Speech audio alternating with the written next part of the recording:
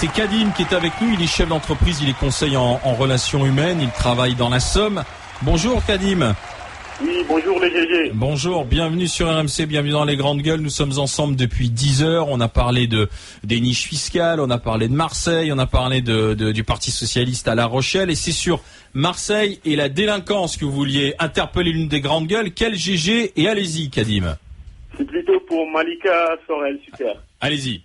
Oui, bonjour madame. Bonjour monsieur. Oui, au fait, je souhaiterais juste parler du cas de Marseille. Je vous ai entendu tout à l'heure parler des origines ethniques de la délinquance. Moi, je pense que la délinquance en France n'est pas liée à l'origine ethnique, c'est plutôt à des causes sociales profondes qu'il faudra plutôt régler, tout ce qui est en rapport avec le chômage, la pauvreté. Si on prend l'exemple de Marseille, moi je suis d'origine immigrée, je suis arrivé en France il y a 10 ans avec ma femme. Donc on fait tout pour éduquer nos enfants, pour ne pas habiter dans des quartiers sensibles, pour mettre nos enfants dans de bonnes conditions. Ouais. Si j'entends tout le temps qu'on parle des immigrés comme si c'était des tares, des mots pour la France, moi j'en suis désolé. Toutes les personnes qui sont autour de moi, que je connais, c'est des personnes qui se battent jour et nuit pour mettre leurs enfants dans de bonnes conditions. Pour que ces enfants-là soient dignes et représentent dignement leur famille.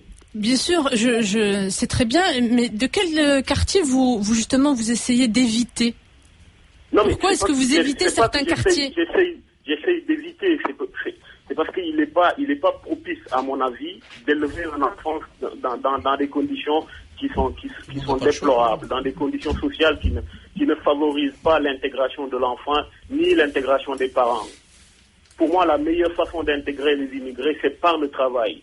Il n'y a que le travail qu'on réussira à intégrer le maximum de personnes en France. C'est pas par l'exclusion sociale. Oui, vous parlez d'intégration économique. À résoudre les problèmes en France. Vous parlez d'intégration économique. Moi, je parle aussi d'intégration culturelle. Donc intégrer de manière économique.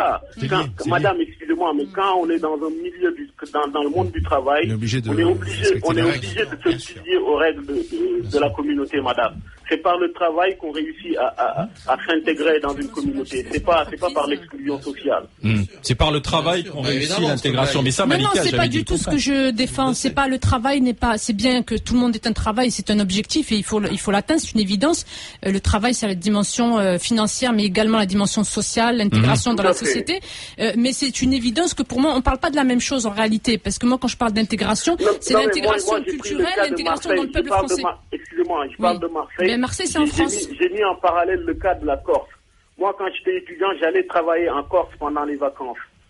Ce qui se passe en Corse est d'autant plus scandaleux que ce qui se passe à Marseille. En Corse, on voit de la fraude fiscale. On voit du n'importe quoi en Corse. Oui, je suis d'accord avec vous. Qui a été capable de pointer du doigt ce qui se passe en Corse.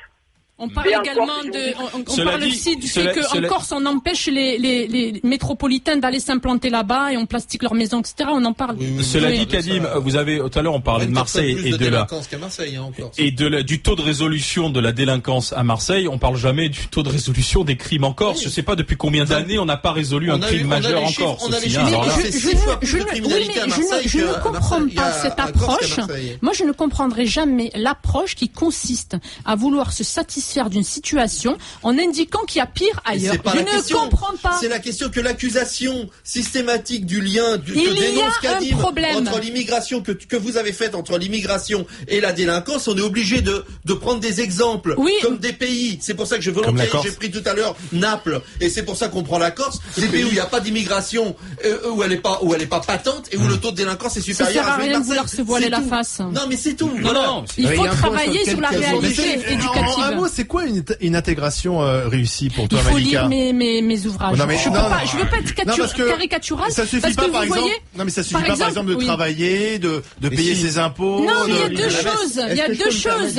Moi, j'ai vécu en Algérie. Il y avait des Français qui vivaient là-bas. Ils travaillaient. Ils n'étaient pas intégrés. On pouvait pas les reconnaître comme arabes. Ils n'étaient pas arabes. Et personne. Alors, quel est le problème? Mais donc il faut, c'est assimilation, c'est qu'il faut ressembler.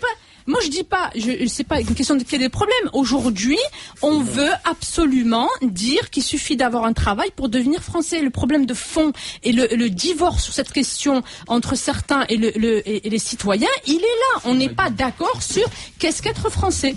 Merci Kadim, je vous envoie un t-shirt DGG. Merci d'avoir été avec nous, Kadim. Bonne journée, à bientôt. Merci, et continuez d'écouter les grandes gueules. Pascal, le mot de la fin. En 2 mots, le travail, malgré tout, est un grand pourvoyeur de codes sociaux.